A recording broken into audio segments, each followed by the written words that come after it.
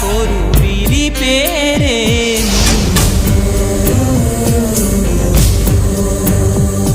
ఇది మనుషులు ఆడే ఆట అనుకుంటారే అంతా, ఆ దేవుడు ఆడే ఆట అని తెలిసేదెప్పుడంట.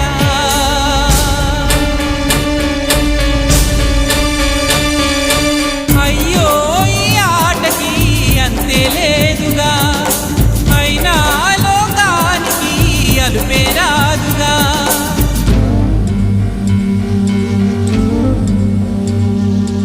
వీరి వీరి గుమ్మడి పండు వీరి పేరే.